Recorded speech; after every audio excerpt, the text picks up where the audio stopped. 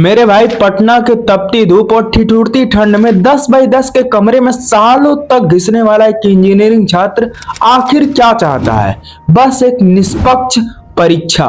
लेकिन बिहार में अब असिस्टेंट इंजीनियरिंग की तैयारी कर रहे छात्रों का सपना महज एक जाल बन चुका है, जिसे लोग बीपीएससी असिस्टेंट इंजीनियरिंग स्कैम कह रहे हैं। पटना में एक बार फिर से विरोध के सुर उठने लगे हैं। इस बार फिर छात्रों ने प्रदर्शन शुरू कर दिया है। पटना में असिस्टेंट इंजीनियर की बहाली की मांग को लेकर सैकड़ों अभ्यर्थी सड़क पर उतर गए।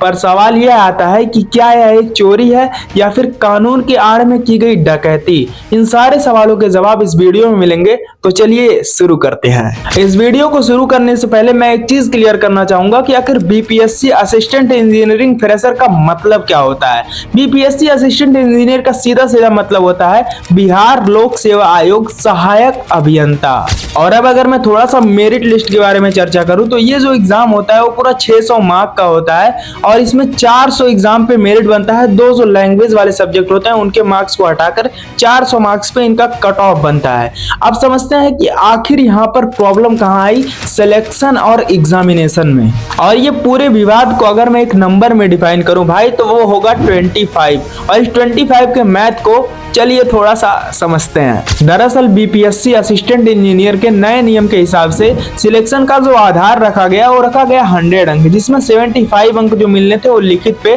और 25 अंक जो संविदा पर काम करते हैं उनको मिलने थे। 5 अंक उनको पर ईयर के हिसाब से जो संविदा पर काम करते हैं उनको मिलते हैं। और अब इसी चीज पर असली विवाद होता है। जो फ्रेशर होता है भाई वह रात दिन मेहनत करता है और 60 से 65 अंक लाता है, उसका सिलेक्शन नहीं होता।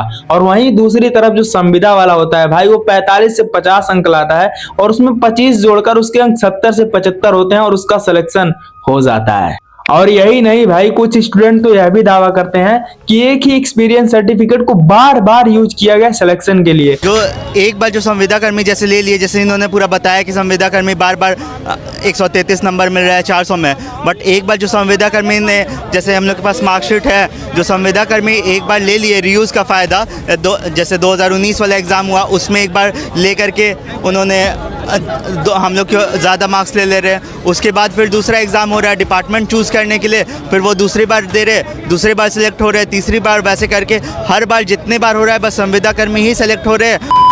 जरा सोच कर देखो दोस्तों, 4 साल जो बंदा मेहनत करता है कि एक वैकेंसी आएगी, वह अपना भूख प्यास परिवार त्याग कर सिर्फ और सिर्फ पढ़ाई करता है और एग्जाम को इतना अनफेयरली करा दिया जाता है। हालांकि इस मामले को लेकर पटना हाईकोर्ट में बहुत सारी याचिकाएं दायर की गई, जिसमें हर छात्र का बस यही सवाल है सरकार से कि अगर इस एग्जाम के लिए एक्सपीरियंस ही सब कुछ है तो फिर डिग्री का ढोंग क्यों? क्या बिहार के मिडिल क्लास को बस इसलिए फेल कर दिया जाएगा क्योंकि उन्होंने संविदा पर नौकरी नहीं की?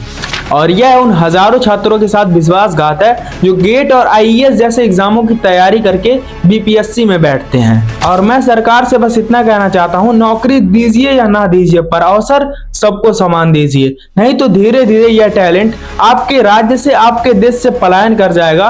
फिर ये मत कहते फिरना कि जापान ने ये इन्वेंट कर दिया, चाइना ने ये बना दिया। बाकी वीडियो पसंद आया तो वीडियो को लाइक कर देना, शेयर कर देना, चैनल को सब्सक्राइब कर देना ऐसे अमेजिंग और फैक्चुअल वीडियोज के लिए। मिलते हैं किसी और वीडियो में, तब तक के लिए बाय बाय, जय हिंद।